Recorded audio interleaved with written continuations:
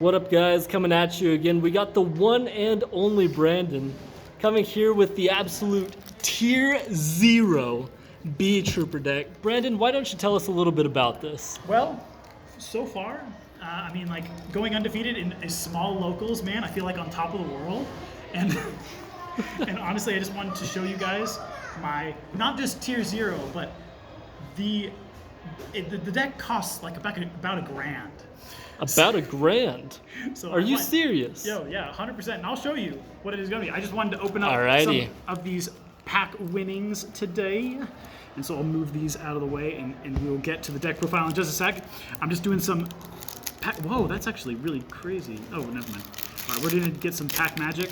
Ugh, there we go. We got ourselves an Infernoble Knight. Sheesh.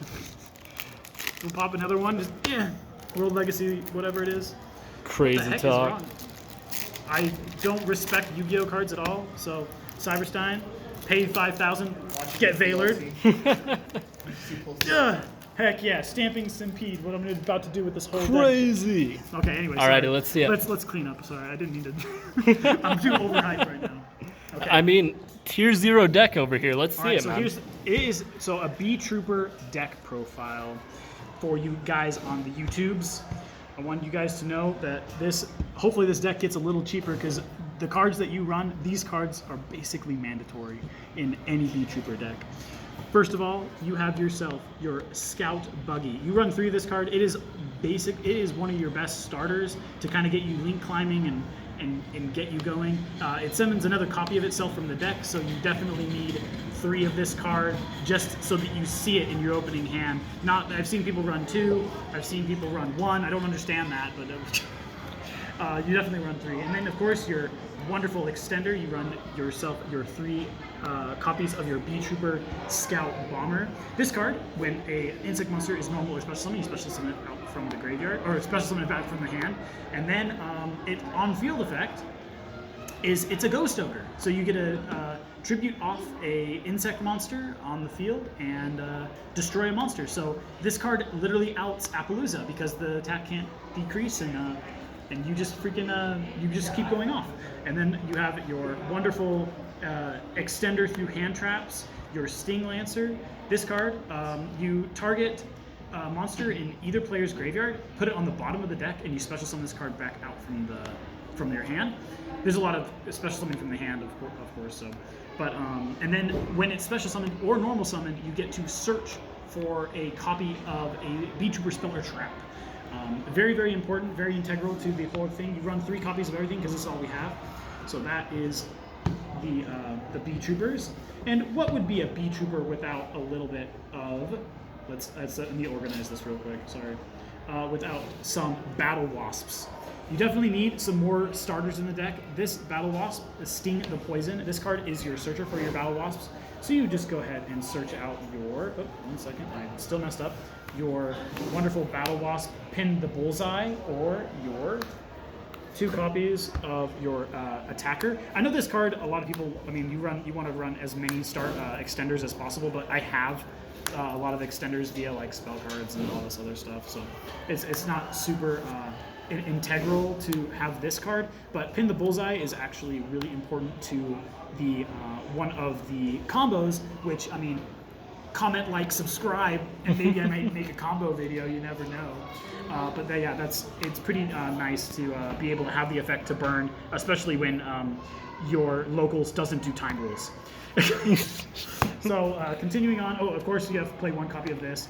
This card you just like keep recycling, and it brings back a level 3 or lower insect monster. I actually forgot to explain. This card can attack twice actually, and this can tribute off an insect and negate the effects of a monster on field. So, I mean, it does help in certain scenarios where you have you're staring down 2,500 defense Reflatia. Let's see. Of course, you have the what people have described as the Ben 10 of the deck, Residence Insect. Residence Insect reads that if this card is sent from field to graveyard, you get to search for a level 5 or higher insect monster. So far, I mean, we already have 1 with Lancer, and why don't we also get the card to hand by Retaliating Sea in the form of a hand trap that this meta actually freaking destroys. I mean, you've got Shadalls, you have Drytron, you have what other cards are there? It's degenerate. That's all. We Literally, it's a Macrocosmos when you special summon it out from if your opponent activates a spell card that were to summon a monster. So this can go off of your Shark Cannons, your Hornet Drones, Drytron Meteonis, or Meteonis Drytron, Shadal Fusion. So any of those cards, it triggers. So it's just being able to special summon it out. It's almost like a suitor extender for the deck. And if it's sent from field to graveyard, you get to search for a Earth insect monster with 15 or less attack, which is amazing. Anyway, so I have a couple 2-ofs. You kind of need as many extenders as possible. You have this. What is this called? I call him Worm Warrior. It just banishes an insect, so it triggers your wonderful Resonance Insect, which has a secondary ability. If it's banished, you get to what is it? You Foolish Burial a insect monster. So yeah, you Foolish Burial. I run 2 copies of Contact Seed. This is another hand trap that you kind of have to main deck depending on the form with the type of format that's going on. You hit your wonderful decks like Drytron and Tri-Brigade, and they just can't play. And so those are the 2-ofs. You have 1 copy of Goki Pole. Once again, you just kind of recycle this over and over and over. It's only once per turn, so you don't need to have it in hand, or you don't need it really anywhere other than you want to send it to graveyard with your Resonance Insect.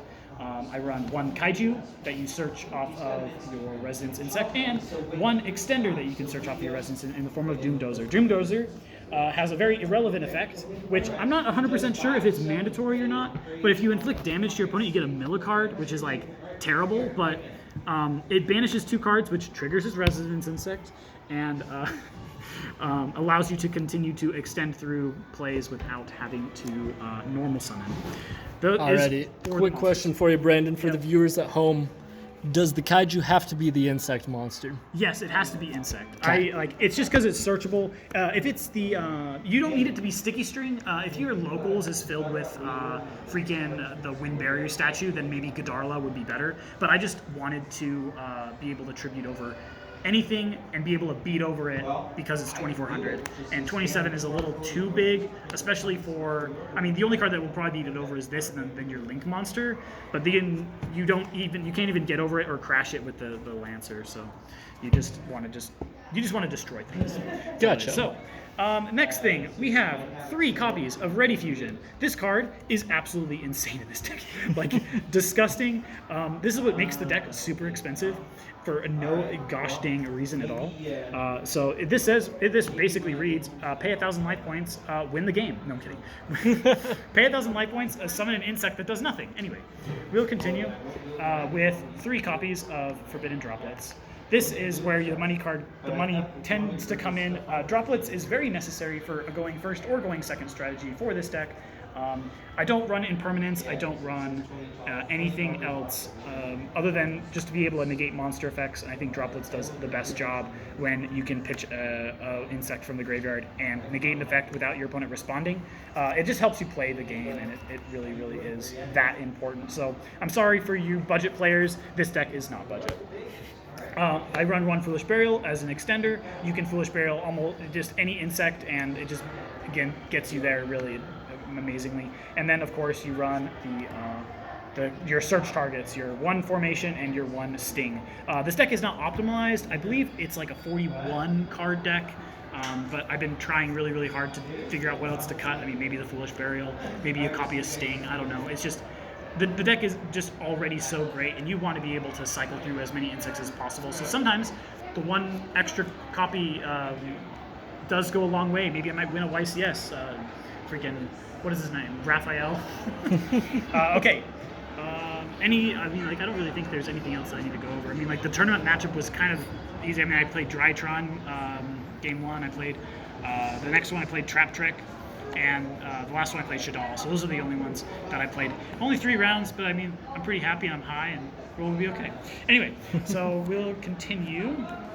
You run 3 copies of Armored Horn. This card is probably a must at 3. I was playtesting with 2 for the longest time, and I found if you get into the grind game, you want to be able to get to extend as much as possible. And It just grants you an extra normal summon of an insect, and then while it's in graveyard, you get a banish 3 of your insect monsters and resurrect it from the graveyard.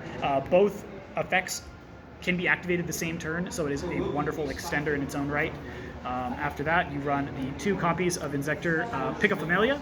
Pick a Familia on summon, pitches a card from your hand, you discard a card, and you equip Residence Insect from the deck. Amazing.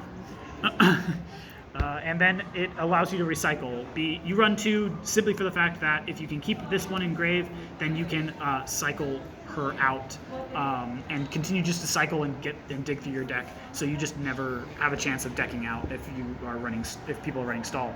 I run 2 copies of this freaking what is this called? Seraphim Papillion.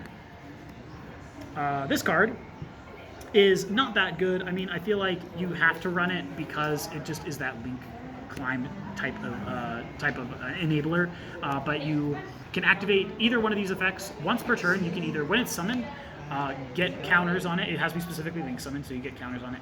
And then you can, during either player's turn, take a counter from it and resurrect an insect monster from your graveyard. And yeah, so that is that specific card. And then you have your Link 4, which is your BeeTrooper. This card is an absolute house of a card. I mean, it has another, like, just because it has 2 different effects, that's actually pretty relevant to the metagame. It has a continuous effect where it can't be targeted or destroyed by card effects. So, I mean, what do you want other than the Dragoons to just sit there? It doesn't have a negate, but it certainly has a way to boost itself up to 5,000 because it gains 2,000 with tributing off an insect, or you can tribute off an insect and special summon a BeeTrooper from the deck. Very, very wonderful card. These are kind of more of this is probably more of like the engine that you're going to be running. These are kind of stuff that you have to run just in case they Nibiru you or you open up with a brick hand. So you run this card, the freaking insect hopper guy. I'm not going to read this card because I can't read.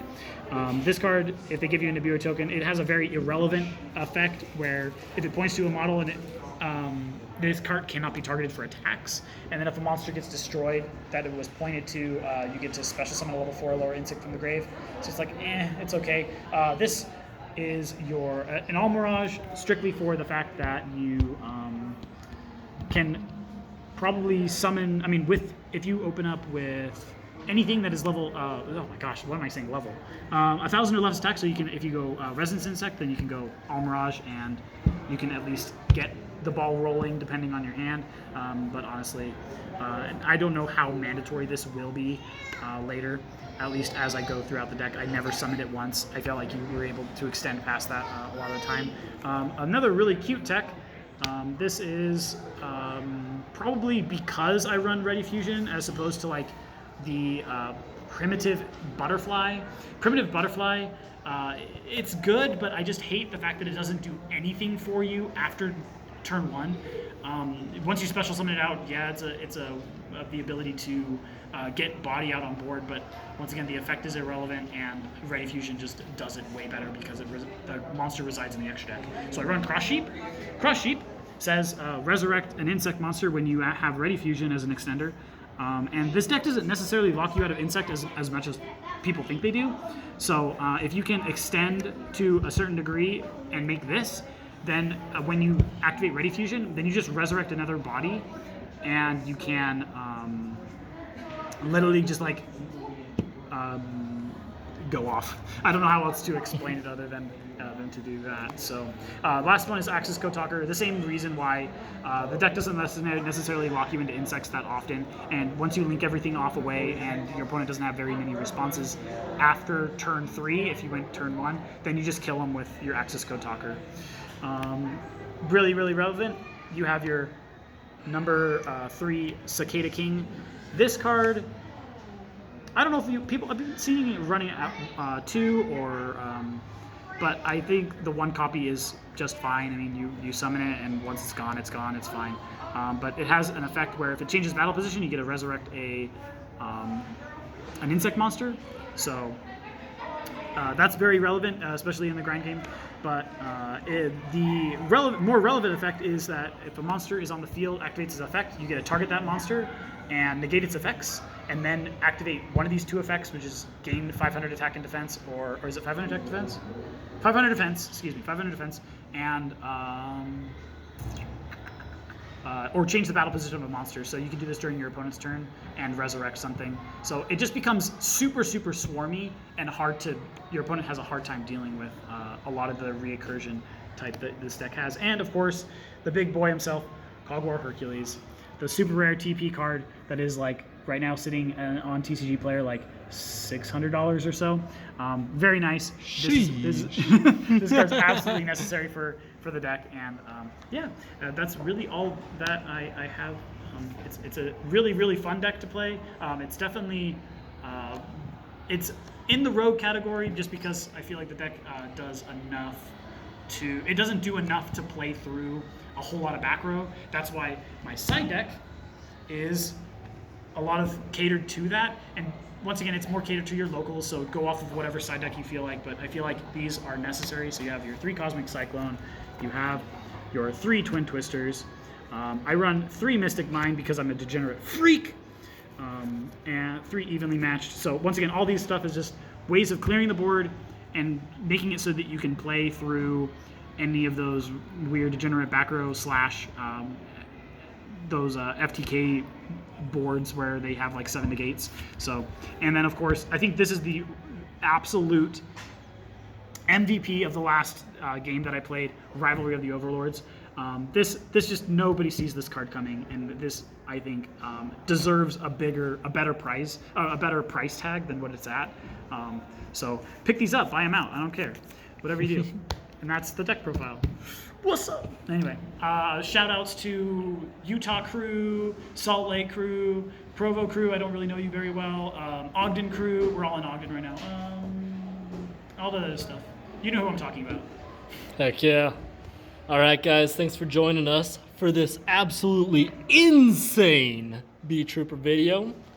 And alrighty, guys, I guess we'll catch you on the next one. Boys!